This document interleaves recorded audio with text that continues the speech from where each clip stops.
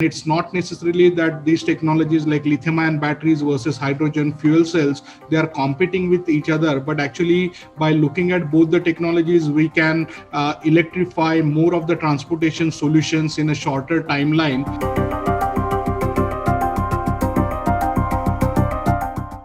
So yes, so as a India Energy Storage Alliance, we see energy storage as a suite of technologies covering all forms of storage. And in addition to technologies what were mentioned by Peter and Prakash, we also include thermal storage, which is also a very dominant technology currently. And there you could have applications both on site where you can store energy in form of a cold storage, or you can use even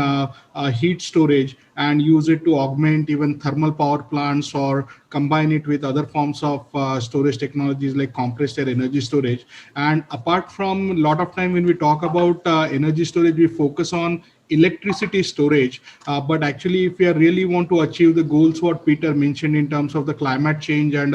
overall climate reliability, then we need to start looking at role of storage in process industries and other applications. So overall, I think the canvas for energy storage technologies is quite big. And one of the things which I would like to highlight is a lot of times people when asked about this question about different technologies, there is a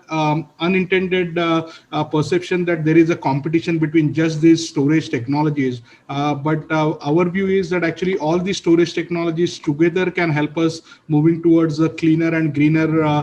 climate in a faster pace. And it's not necessarily that these technologies like lithium ion batteries versus hydrogen fuel cells, they are competing with each other, but actually by looking at both the technologies, we can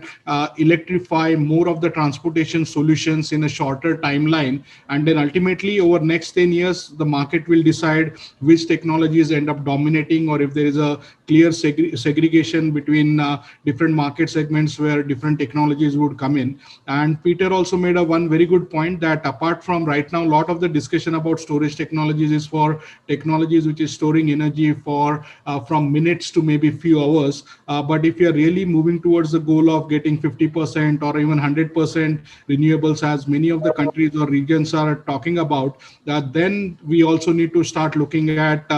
seasonal storage. And there hydrogen is definitely one of the solutions, but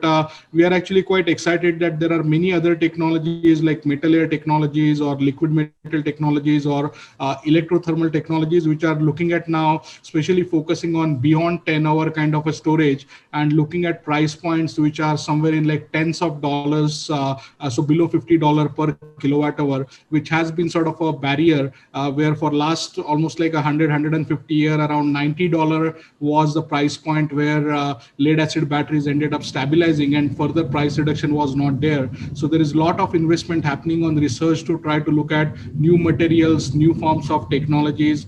for expanding this scope.